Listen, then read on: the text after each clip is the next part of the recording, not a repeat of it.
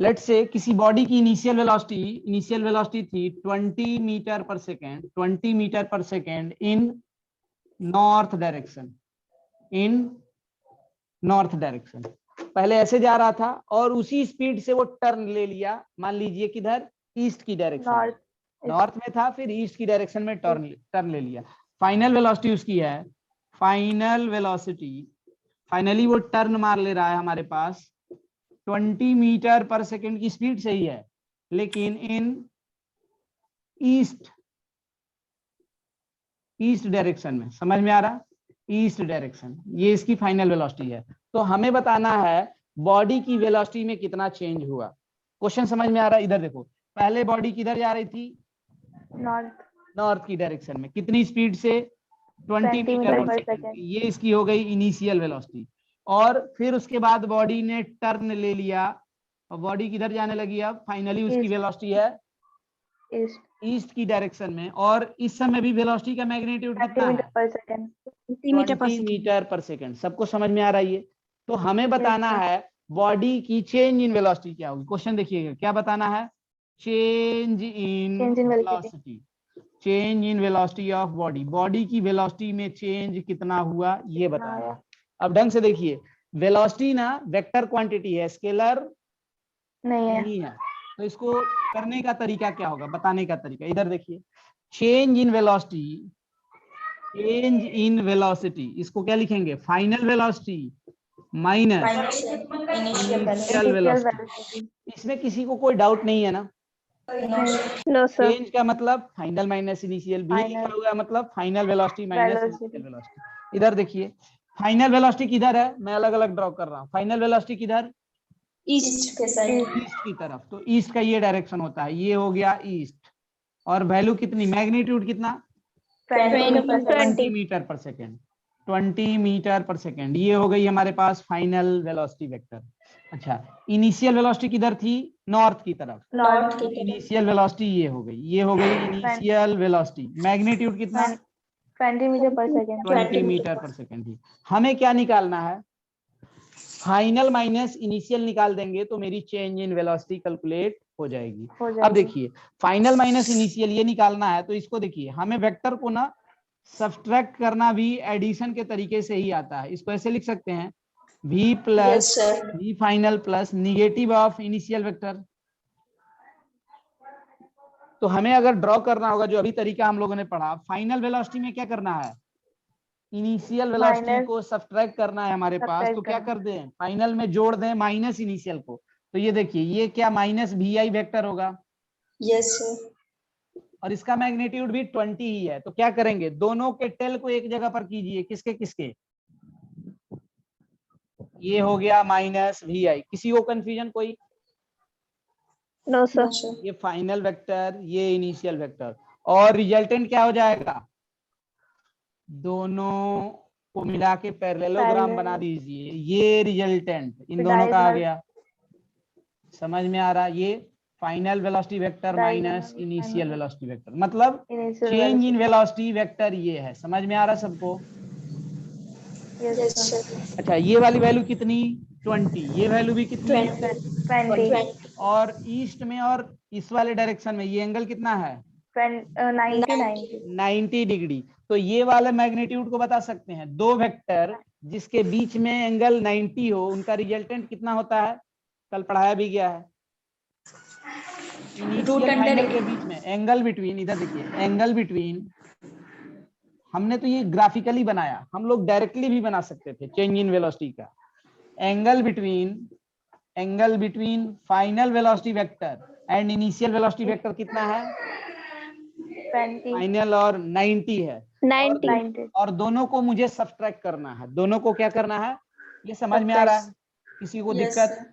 कितनी वैल्यू आएगी, right angle triangle से देखोगे तो ये 20, ये 20, तो ये कितना हो जाएगा, √2 कितना होगा, √20 स्क्वायर प्लस 20 स्क्वायर, तो ये हो जाएगा √2 × 20 स्क्वायर, तो हो जाएगा 20√2 या √2 × 20। कोई दिक्कत किसी को? No sir. और अगर आप डायरेक्टली इसको मैथमेटिकली बनाना चाहते तो देखिए, मैं यहाँ लिख रहा हूँ, मान लीजिए आपको ये निकालने का मन नहीं होता, चेंज इन वेलोसिटी निकालनी होती, तो चेंज इन वेलोसिटी इसका मैग्नीट्यूड किसके बराबर है? v final minus v initial है ना, magnitude v final minus v initial का मैग्नीट्यूड। तो कितना लिखेंगे? ये दो वेक्टर जब सब्सट्रैक्टेड होते हैं तो मैग्नीट्यूड क्या लिखेंगे? v फाइनल का स्क्वायर v इनिशियल का square minus 2v final v initial cos 180 minus theta. Theta. यही पढ़ाया गया है क्या तरीका अभी? Yes sir. Yes sir. जहाँ ये पहला वेक्टर ये दूसरा वेक्टर। अच्छा इन दोनों के बीच, हाँ बोलिए।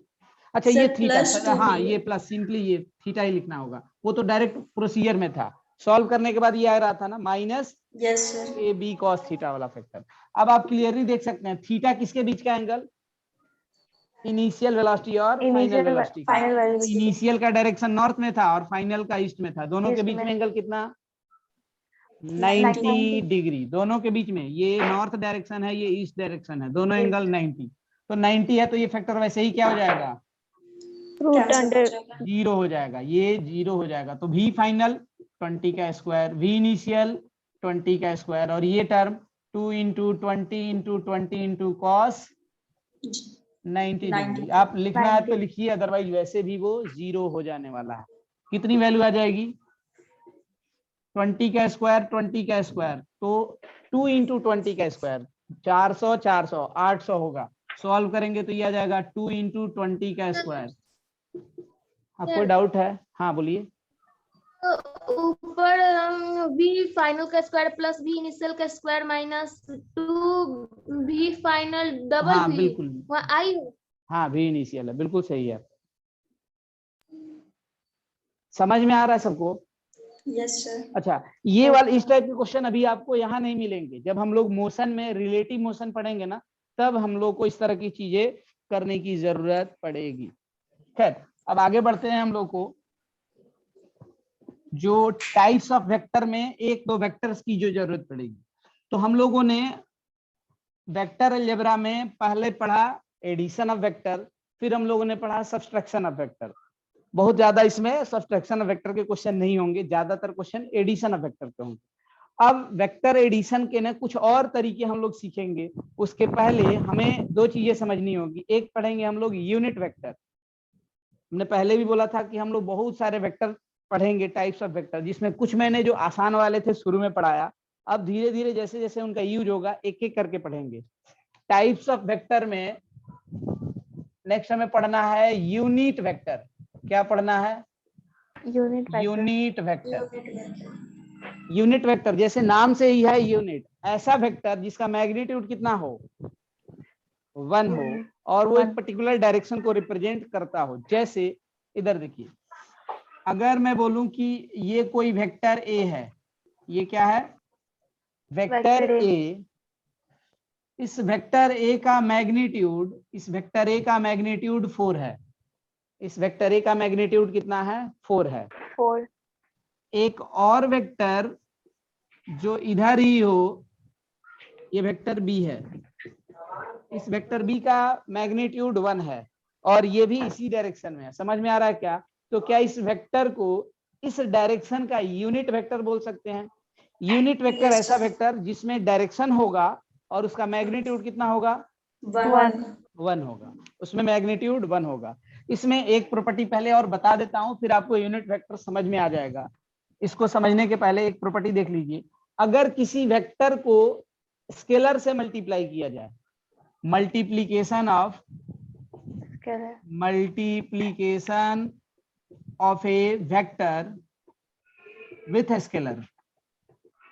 विथ स्केलर, नोट्स में मैं इसको ऑर्डर में लिख दूंगा और थोड़ा ये पहले बता के फिर ये बताना था। Multiplication of A vector with scalar. जैसे ए कोई वेक्टर है, ये कोई वेक्टर है ए, इसमें 2 से मल्टीप्लाई कीजिए, मतलब मुझे करना है 2a वेक्टर ड्रॉ करना है। किसी वेक्टर में किससे मल्टीप्लाई किया गया? 2 से। 2 से। 2 स्केलर है, वेक्टर है, 2 एक वैल्यू है, नंबर है, तो ये स्केलर है। अगर किसी वेक्टर को स्केलर से मल्टीप्लाई करते हैं तो उसके डायरेक्शन में कोई चेंज नहीं होता है, चेंज नहीं आता हाँ है। उसका मैग्नीट्यूड चेंज हो जाएगा जितना टाइम्स मल्टीप्लाई करेंगे। तो इधर देखिए 2a वेक्टर को कैसे रिप्रेजेंट करेंगे, जो डायरेक्शन a वेक्टर का होगा वही डायरेक्शन 2a वेक्टर का होगा, बस इसका मैग्नीट्यूड a का दुगना हो जाएगा। समझ में आ रहा है सबको? ये वेक्टर हो गया 2a वेक्टर। अब ये a वेक्टर नहीं है, इसका कुछ और नाम रख देते हैं, ये नाम हो गया वेक्टर b। तो वेक्टर b कैसा वेक्टर है, वेक्टर b और वेक्टर a दोनों का डायरेक्शन सेम है, लेकिन vector b vector a magnitude का अलग अलग 2 है। टाइम्स है मैग्नीट्यूड में। समझ में आ रहा है सबको? Yes sir. तो अगर किसी वेक्टर को स्केलर से हम लोग मल्टीप्लाई करते हैं तो वेक्टर का मैग्नीट्यूड चेंज होता है, उसके डायरेक्शन में कोई फर्क कोई चेंज नहीं नहीं आता है। पड़ेगा। जैसे अगर मैं बोलूं कि c एक वेक्टर है जो है वेक्टर a डिवाइडेड बाई 3, इसका मतलब क्या हुआ, a डिवाइडेड, पहले c को छोड़िए, मुझे ये वेक्टर ड्रॉ करना हो 1/3, a वेक्टर डिवाइडेड बाई 3, मतलब a वेक्टर को किससे डिवाइड करना है, 3 से। अच्छा मल्टीप्लीकेशन में बोले तो क्या बोलेंगे, a वेक्टर को मल्टीप्लाई कर रहे हैं 1/3 से, ए वेक्टर तो इसका मैग्नीट्यूड कितना हो जाएगा, 1/3 कम हो जाएगा, डायरेक्शन में चेंज नहीं आएगा। नहीं होगा। तो ये वेक्टर कितना होगा, इसका 1/3 ड्रॉ कीजिए, ये 1/3, ये कौन सा वेक्टर हो गया, a/3 वेक्टर। इसका नाम कुछ रख दिए, क्या ये अब अलग वेक्टर हो गया, इससे डिफरेंट वेक्टर है ना ये, यस सर। इसका मैग्नीट्यूड, इसका नाम कुछ रख देते हैं, लेट्स से ये c वेक्टर है, तो ये वेक्टर कौन सा हो गया, वेक्टर c। तो किसी वेक्टर को अगर हम लोग स्केलर से मल्टीप्लाई करते हैं तो वेक्टर का मैग्नीट्यूड उतना ही टाइम्स क्या होता है, चेंज हो जाता है, जबकि डायरेक्शन में कोई फर्क नहीं पड़ेगा। नहीं है। ये पॉइंट समझ में आ रहा, प्राची, मुस्कान, अमितांशु, पायल, कोई डाउट इसमें? ठीक है, ये समझ में आ रहा है ना, तो आपको यूनिट वेक्टर समझ में आएगा अभी ढंग से। इधर देखिए, और यूनिट वेक्टर को कैसे रिप्रेजेंट करते हैं ये भी देखेंगे हम लोग। ये कोई वेक्टर है, ये वेक्टर है a, और लेट से वेक्टर a का मैग्नीट्यूड है 4, 3, 8 जो भी लेना है, लेट से 10 ले रहा हूं मैं, 10 यूनिट। यूनिट का मतलब अगर ये लेंथ है तो ये मीटर होगा, अगर ये वेलोसिटी वेक्टर है तो ये मीटर पर सेकंड होगा। समझ में आ रहा? Yes sir. अब अगर मैं वेक्टर a को 10 से मल्टीप्लाई कर दूं, तो मैंने 10 से डिवाइड कर दूं, तो वेक्टर a का मैग्नीट्यूड कितना टाइम्स कम हो जाएगा, 10 टाइम्स। अच्छा वेक्टर a का मैग्नीट्यूड कितना था, 10 यूनिट 10 था, तो ये जो नया वेक्टर आएगा इसका मैग्नीट्यूड कितना हो जाने वाला है, 1, और डायरेक्शन क्या, a का डायरेक्शन ही रहेगा। यस तो अब जो ये नया वेक्टर आएगा, अब जो ये नया वेक्टर आएगा इसका मैग्नीट्यूड a के मैग्नीट्यूड, इसका मैग्नीट्यूड 1 हो गया और डायरेक्शन a का ही रहेगा। तो किसी भी वेक्टर को अगर उसके मैग्नीट्यूड से क्या कर दिया जाए, मैग्नीट्यूड से डिवाइड कर दें, तो क्या हमें एक ऐसा वेक्टर मिलेगा जिसका मैग्नीट्यूड 1 होगा। यस ये वेक्टर a है, किससे डिवाइड किया गया, ए से। a का मतलब क्या हुआ, इसको ऐसे लिख सकते हैं या फिर ऐसे लिख सकते हैं, ये vector a divided by mod of vector a। Mod of vector a को ऐसे लिखते हैं या फिर ऐसे लिखते हैं, इसका मैग्नीट्यूड कितना हो जाएगा, 10 यूनिटी, और डायरेक्शन में चेंज होगा नहीं होगा, नहीं होगा। नहीं होगा। ये जो वेक्टर है ना इसको बोलेंगे यूनिट वेक्टर, और किस डायरेक्शन का यूनिट वेक्टर, a डायरेक्शन का यूनिट वेक्टर, और इसको ऐसे रिप्रेजेंट किया जाएगा, a कैप, क्या पढ़ेंगे इसको, a कैप। तो किसी वेक्टर का यूनिट वेक्टर अगर लिखना हो तो लिखने का तरीका है, उस वेक्टर के नाम के ऊपर कैप लगा दीजिए, a कैप। इसका मैग्नेट, इसका मतलब हुआ a कैप का मैग्नेट डायरेक्शन किधर होगा, इसका direction same as vector a, एक ही direction, same as vector a, और मैग्नीट्यूड कितना होगा, 1, मैग्नीट्यूड 1। समझ में आ रहा है सबको? किसी को इसमें कोई डाउट? No sir. ठीक है, तो किसी वेक्टर को अगर उसके मैग्नीट्यूड से डिवाइड कर दीजिए तो हमें क्या मिलेगा, यूनिट वेक्टर। जैसे अगर मैं बोलूं कि वेलोसिटी वेक्टर है, इसका यूनिट वेक्टर लिखना होगा तो क्या लिखेंगे, v कैप। एक्सलेशन अगर वेक्टर है, एक्सलेशन वेक्टर का यूनिट वेक्टर लिखना होगा तो क्या लिखेंगे, a कैप। किसी को कोई डाउट इसमें? No sir. तो ये चीजें जो है हम लोग को, ये हमारे पास हो गया रिप्रेजेंटेशन, इसको बोलते हैं हम लोग यूनिट वेक्टर। इसको क्या बोलते हैं? Unit vector. Unit vector. तो जैसे बी वेक्टर का यूनिट वेक्टर लिखना होगा तो बी कैप, सी वेक्टर का यूनिट वेक्टर लिखना होगा तो सी कैप। ठीक है। तो हम लोगों ने क्या देखा? A cap equal to a vector divided by mod of vector a. और हमें एक रिजल्ट हमेशा याद रखना होता है, किसी भी वेक्टर को अगर लिखना हो तो वेक्टर का मैग्नीट्यूड और उसके यूनिट वेक्टर से मल्टीप्लाई कर दें तो वेक्टर मिल जाएगा। इधर देखिए, ए कैप का मतलब, इसको पहले समझते हैं। ए कैप का मतलब एक ऐसा वेक्टर जिसका डायरेक्शन ए की डायरेक्शन में है और मैग्नीट्यूड 1, इसमें कितने से मल्टीप्लाई कर दिए? मैग्नीट्यूड ए से। तो मैग्नीट्यूड कितना हो गया इसका? ए, और डायरेक्शन वही रहा। तो अब इस वेक्टर को क्या बोलेंगे? समझ में आ रहा है सबको? Yes sir. ठीक है। तो ये दोनों चीजें याद रखे रहेगा। यूनिट वेक्टर निकालना होगा किसी भी वेक्टर का, तो उस वेक्टर के मैग्नीट्यूड से उसको क्या कर दीजिए? डिवाइड कर दीजिए, तो जो मिलेगा रिजल्टेंट वो आपका हो जाएगा यूनिट वेक्टर। ठीक है। अब कुछ यूनिट वेक्टर जो आपको हमेशा के लिए याद रखने हैं। Directional unit vector, directional unit vector. अब इसका क्या मतलब है पहले समझते हैं। हमें कोऑर्डिनेट सिस्टम जो पढ़ाया जाता है, कोऑर्डिनेट सिस्टम में हम लोग अभी एक्स वाई पढ़ते आए हैं, लेकिन आपको एक्चुअल में 3 कोऑर्डिनेट एक्सिस होते हैं। कौन कौन से? X axis, Y axis, Z axis, पढ़े हैं सब लोग। और तीनों एक दूसरे पे परपेंडिकुलर होते हैं। तीनों एक दूसरे पे क्या होंगे? परपेंडिकुलर होते हैं। एक्स वाई जेड का देखोगे तीनों एक दूसरे से परपेंडिकुलर होते हैं। तो अगर मैं 2 का दिखा रहा हूं, तीसरे का मैं लिख दूंगा। ये डायरेक्शन एक्स डायरेक्शन है, ये डायरेक्शन वाई डायरेक्शन हो गया। तो एक्स डायरेक्शन का जो यूनिट वेक्टर होगा, एक्स डायरेक्शन का, पॉजिटिव एक्स डायरेक्शन का unit vector along positive x direction, positive x direction के यूनिट वेक्टर को हमेशा याद रखिएगा, क्या लिखेंगे? आई कैप। कहीं भी आप आई कैप लिखेंगे, आई कैप, इसका मतलब क्या होगा? एक ऐसा वेक्टर जिसका डायरेक्शन किधर है? एक ही डायरेक्शन, पॉजिटिव एक्स डायरेक्शन में। Unit vector along positive x direction, क्या लिखेंगे उसको? आई कैप। आई कैप। आई कैप कहीं भी लिखा होगा, इसका मतलब एक ऐसा वेक्टर जिसका डायरेक्शन किधर है? पॉजिटिव एक्स डायरेक्शन में, और मैग्नीट्यूड कितना इसका? 1। अच्छा, तो अगर आपको ये समझ में आ रहा तो ये बताइए, 4 आई कैप, ये कोई वेक्टर है, इधर देखिए, एक वेक्टर है ए जिसकी वैल्यू है 2 आई कैप। इसका मतलब क्या हुआ? ए वेक्टर का डायरेक्शन किधर है? एक्स, ए वेक्टर किधर? पॉजिटिव डायरेक्शन में, और इसका मैग्नीट्यूड कितना है? 2। आई कैप का तो 1 होता है और 2 इसमें मल्टीप्लाई है। आई कैप यूनिट वेक्टर है, यूनिट वेक्टर का मैग्नीट्यूड 1 और इसमें 2 से मल्टीप्लाई है। समझ में आ रहा है सबको? Yes sir. ठीक है। अच्छा, निगेटिव एक्स डायरेक्शन का यूनिट वेक्टर जो होगा उसको क्या लिखेंगे? Minus i cap. Unit vector along negative x direction, तो निगेटिव एक्स डायरेक्शन, ये आई कैप है तो ये क्या हो जाएगा?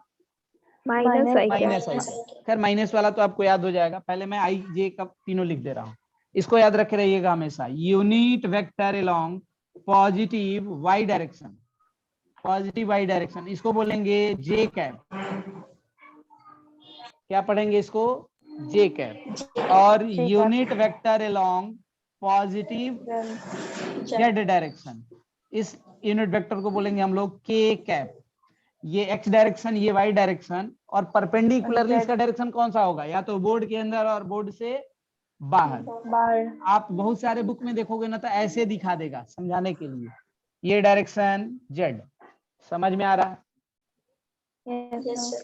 लेकिन अगर एक्चुअल में कॉपी पे ड्रॉ करना होगा तो ये एक्स है, ये वाई है, तो जेड किधर हो जाएगा? बोर्ड से परपेंडिकुलर बाहर। समझ में आ रहा? डायरेक्शन सेंस में सबसे पहले मैंने बताया था इसको। खैर ये तीनों ना आपको याद रखने हैं, I cap, J cap, K cap. इसमें किसी को कोई डाउट? No sir.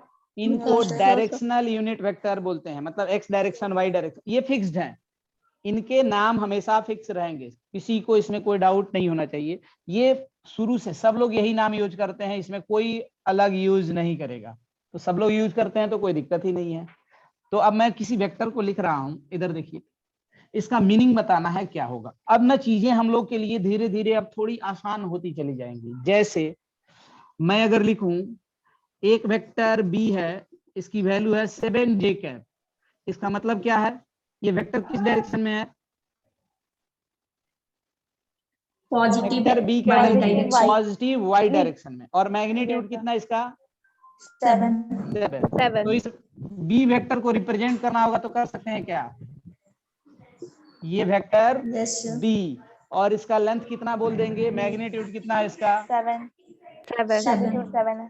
अच्छा, अगर मैं कोई वेक्टर लिख रहा हूं सी, इसकी वैल्यू है -4i कैप, इसका मतलब ये Negative नेगेटिव एक्स डायरेक्शन में vector C negative x direction में है और इसका और मैग्नीट्यूड लेंथ है Four है। 4 है।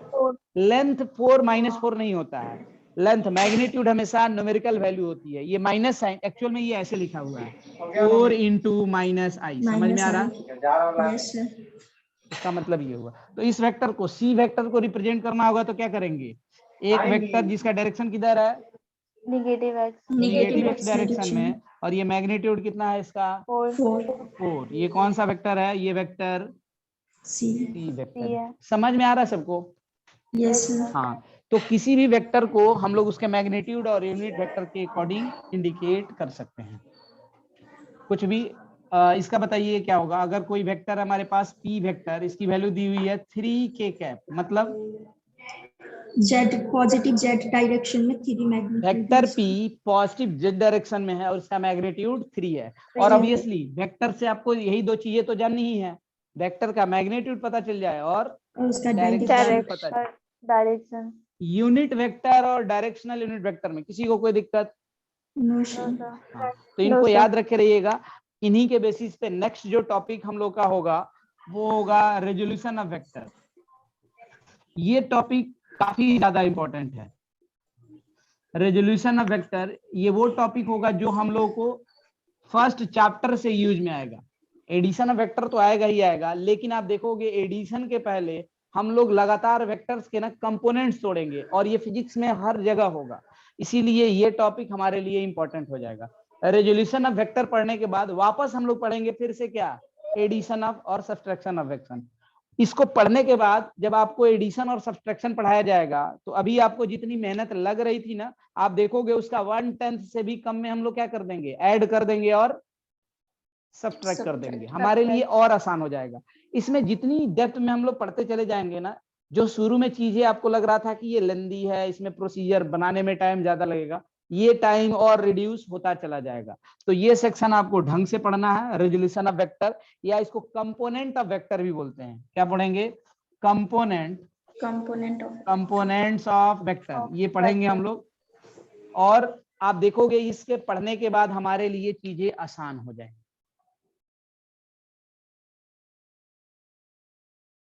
वीडियो का लिंक निखिल, वीडियो का लिंक तो ग्रुप में शेयर होता ही है।